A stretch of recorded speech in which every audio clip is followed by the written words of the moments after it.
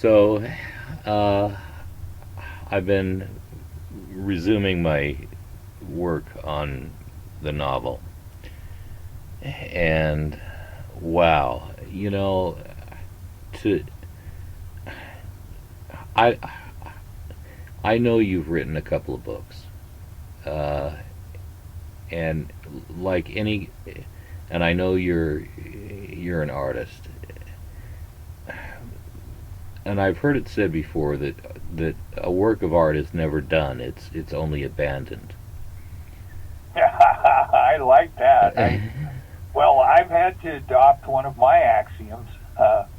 Is done is better than great. Well, yeah, and so I resumed my work. I mean, it's been a year and a half. I started the book a year and a half ago when I was at the cabin, and um,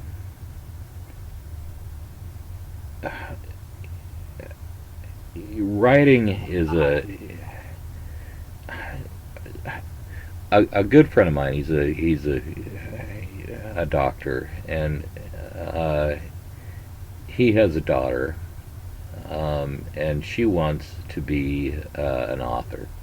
And he gave me the great what a wonderful compliment. He asked me if I had any, and he's read some of the manuscript, and he asked me if I would give her some advice uh, on how to be you know to write. And I said, well, and it took me a minute, and I don't even know how. I didn't really even have to think about it much. And I said, well, first of all, you have to be tormented.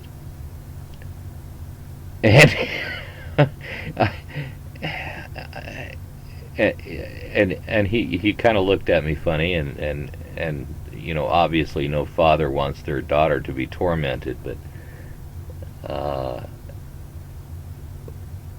I think there is a little bit of an element of torment when you write. Or Uh, paint, and possibly even music.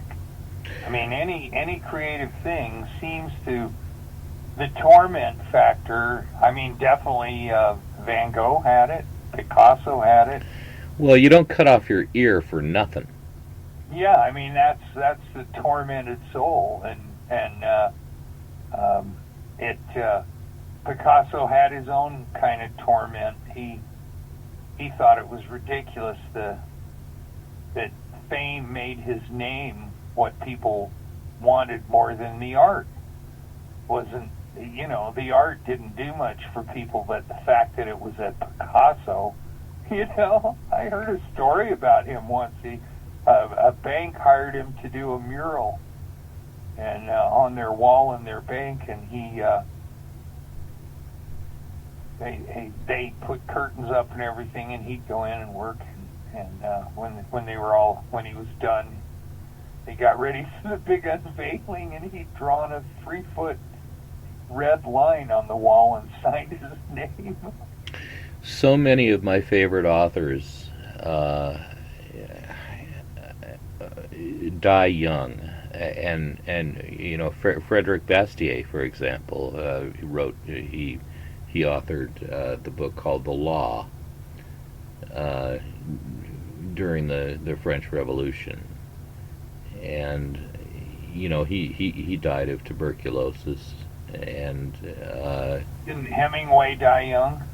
Hemingway had a 12 gauge shotgun to the back of the mouth.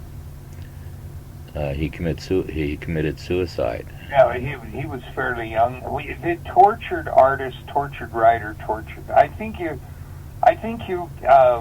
jumped right to the essence of it. I mean, if she wants to be an author, she'd better get ready to be tormented. Is a great word. I mean, so your passion has to come from something. Yeah, And and there's a little bit of a dichotomy in there because this might surprise you to know that I'm not as pure as the driven snow. and you and I have had our differences, and I can be kind of an asshole at times, and I think everybody can, and I've done some things that I'm not proud of, particularly in my life, but I excuse that with the something that I came up with, and I don't know if it's mine or if it's somebody else's or if I'm plagiarizing in some way. Well, it But doesn't matter. but well, yeah, I guess it It's doesn't. yours But here because you're saying it. right. Show me someone that hasn't made any mistakes in their life, and I'll show you someone who hasn't done very much. I certainly have found that to be true, although there are a lot of people here in Utah. Most of them, or at least some of them, are relatives of mine who really haven't made a lot of mistakes, and they've lived pretty productive lives. That's, in essence, that's the whole idea behind a religion, is to live a mistake-free life by following God's example and avoiding all of the problems of life. And I have relatives, I have siblings that have done that successfully. I find them somewhat bland. I don't know I don't know another word that fits. They may be wonderful at whatever it is they do, but they have very little passion about it. Pap and Pablum. I was reading Second Nephi, and I forget the chapter and verse, but it talk in Second Nephi in the Book of Mormon. It talks about innocence and the partaking of the tree of the knowledge of good and evil. And in Second Nephi, in that particular passage, and I want to say verse 22 to 25, I think it's verse 23, where Eve convinces Adam to partake of the fruit of the knowledge of good and evil. And at that point, at that moment in time, Adam was able to experience joy, and which is kind of one of God's mandates, that man is that he might have joy. But it makes it clear that without partaking of the fruit of the knowledge of good and evil, you live in perpetual innocence. And if you live in a state of perpetual innocence because you do not have knowledge of evil, you cannot have joy. So, in other words, and I hope this makes some kind of sense, in order to have joy, you must have sin, and it says that clearly in Second Nephi,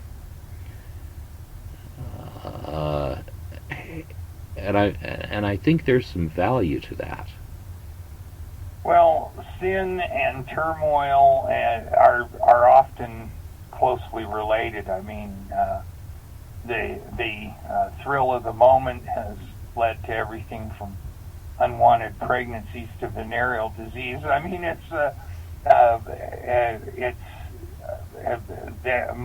most religion. That's why they tell you the best way to go through life is to never make any mistakes. Don't have any problems. But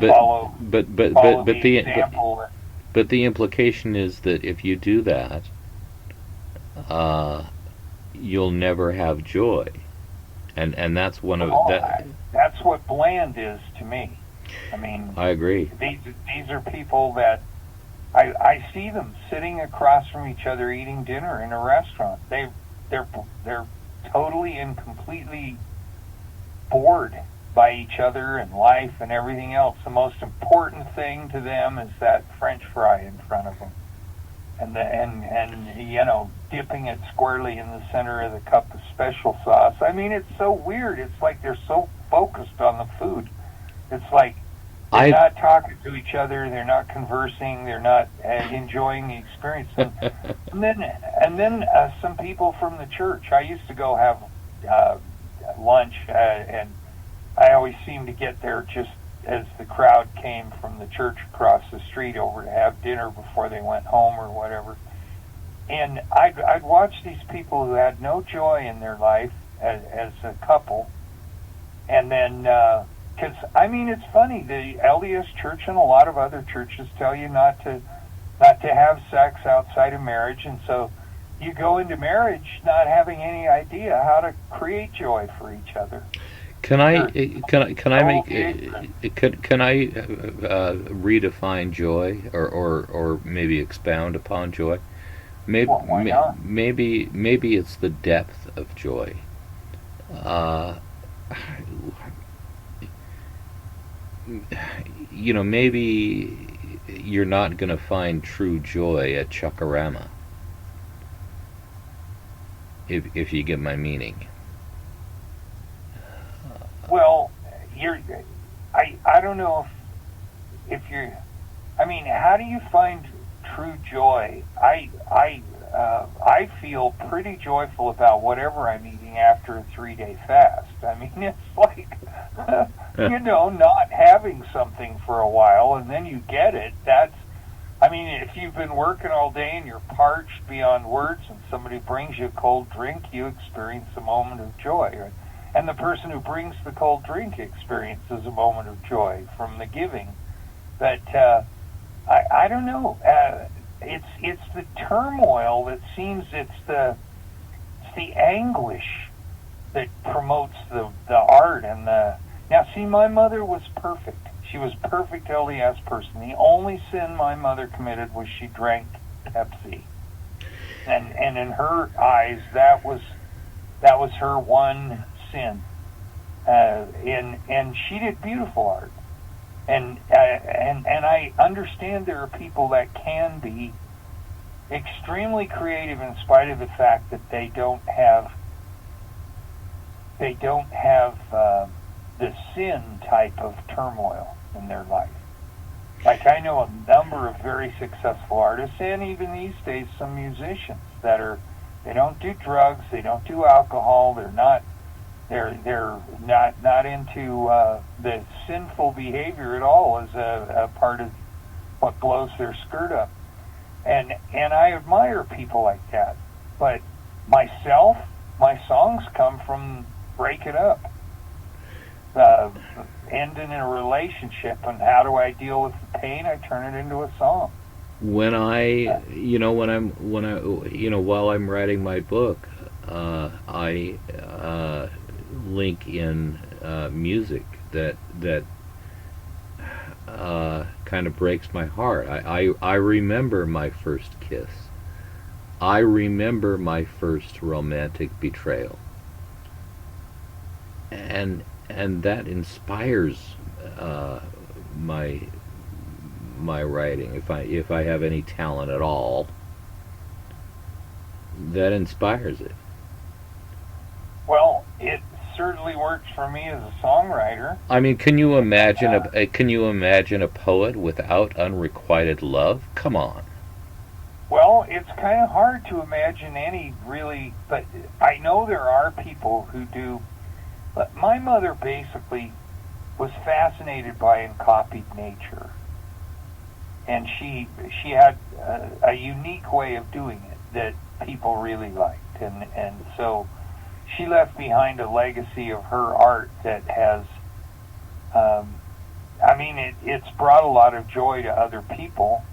And it brought a lot of joy to her. And in a way, I guess my mother, now that I think about it, she had a big, huge, healthy dose of turmoil. I mean, she was a couple of months away See, now I'm going to reveal my offspring guilt here. And before you do that, and Yeah. I'm very interested. Before you do that, we have to realize that some people's turmoil is not entirely obvious to the casual observer. Well, but yeah, but it's still. I mean, even my mother, who was perfect and not sinful, had turmoil. Her turmoil was that months before she would have graduated with a degree in fine art from the University of Utah, she gave up her college and her education and everything because she got pregnant and with me. It's like, I'm sorry, Mom. I'm sorry. I didn't have anything to do with it. But, it was me. And I've always felt bad about that. And she had to give up her career to fit into the LDS female stereotype of a cookie baking, homemaking mom. And see from my perspective, I think that's awful. I Well, so did and she I hated it. well, and I think that you suffered an undeserved level of guilt. Well, Well, the other thing I did is when I was a year and a half old or something like that, I got into her oil paints. And so she packed up her oil paints and put them in a box and put them in a closet and didn't take them out for 20 years. I mean, 15 years maybe. But maybe only 10. I don't know. You exaggerate stuff. Guilt's funny that way. It makes you feel really bad. But twice in my mom's life, the turmoil for her was that she had to give up what she loved, her passion, her career, her identity as an individual, and become a subservient LDS wife whose function was to have babies and make food, oh and clean the my. house and do the laundry. She absolutely hated laundry. She was not, when I was growing up, she was not a very good cook.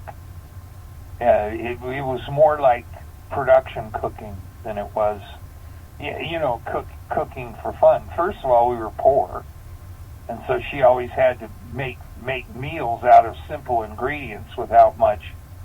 I mean, basically throughout most of my young life, it was a different casserole every night, and I don't know how other people were, but it was rice with a can of mushroom soup put in it, and and some crushed up potato chips on top. And one night it was kind of elbow macaroni with tomato sauce on it, and I mean it was very simple food. It was filling. It was good. I did well on it. I'm not unhappy at all with my childhood, but we were incredibly poor, and we didn't have any luxuries to speak of. And Can I ask you a question? You said you were sure, incredibly poor. yeah, I have a little bit of insight on where you grew up. You grew up kind of in the same area that I did. Uh, Upper East Side, sorta.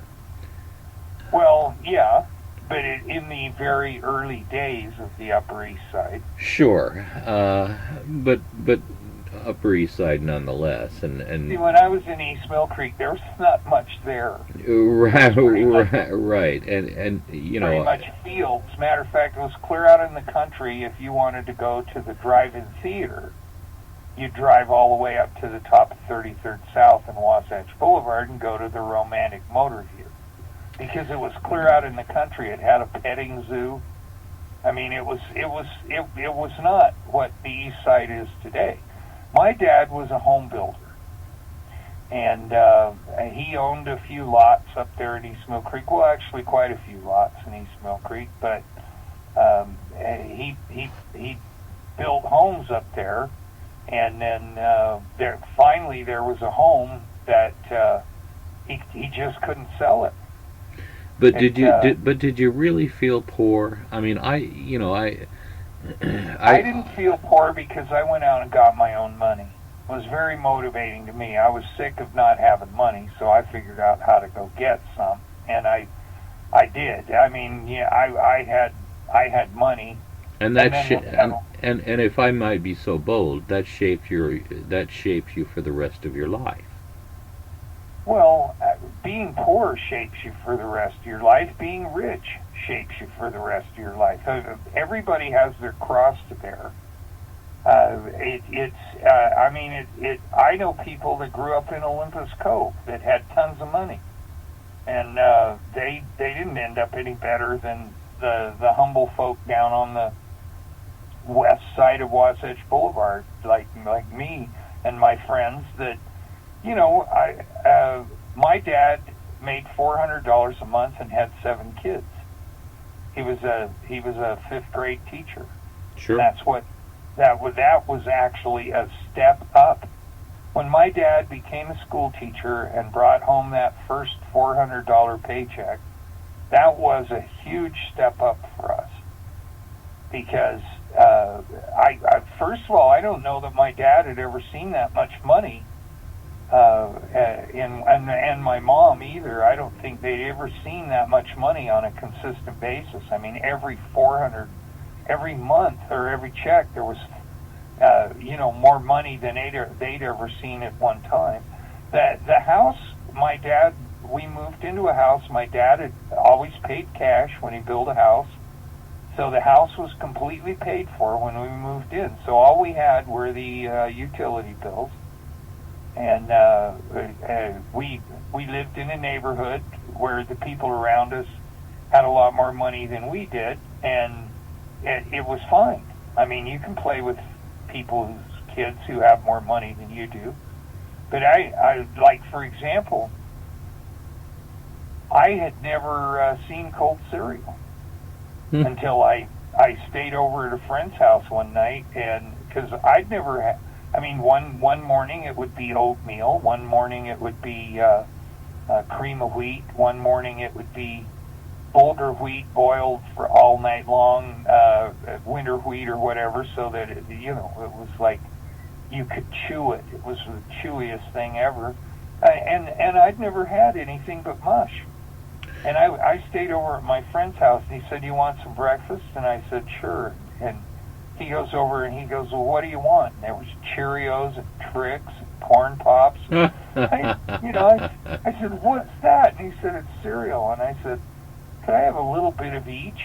And so that's what he did. I mean, he opened each box and poured a little in, and so I got to try Frosted Flakes and Corn Pops and all of the different cereals, and it was just, I mean, yeah, you get through it. But my mother was tortured the whole time, and I think that art was her freedom. It was how she transcended the pain in the ass that it was to be a Mormon housewife who didn't really, it wasn't appropriate for a Mormon housewife to have a career. And in a way, in those days, to place like a career ahead of staying home and raising the children.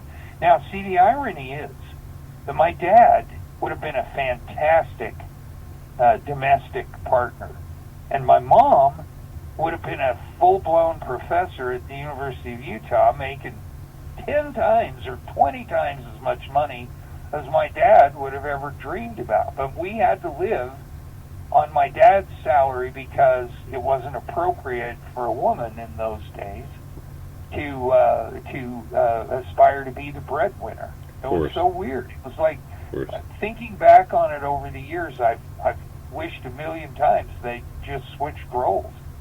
Because my dad was very neat. He would have kept the house orderly. The laundry would have been done right on schedule. every sock would have come out of the dryer with a number on it and a label sold on it. I mean, my dad was crazy organized. My mother, it was chaos. When clothes went into the hamper, they were gone. You didn't see them for you might grow out of them before you'd see them again. Anyway, well, good luck on your novel. Glad you're back to it. Well, thank you. Thank you for the kind words. And I'm glad you called in, and a lot of people have called and asked how you were, so they're happy that you called in. There's nothing special about me, SP. There's nothing at all. That is to be decided by the individual who hears you. They make that decision based on their own tortured soul. Thanks, appreciate it, Woodsman. I'll talk to you again soon, I hope. Me too. All right, I am done Thank for you. tonight, and the mystical Woodsman is on his way back.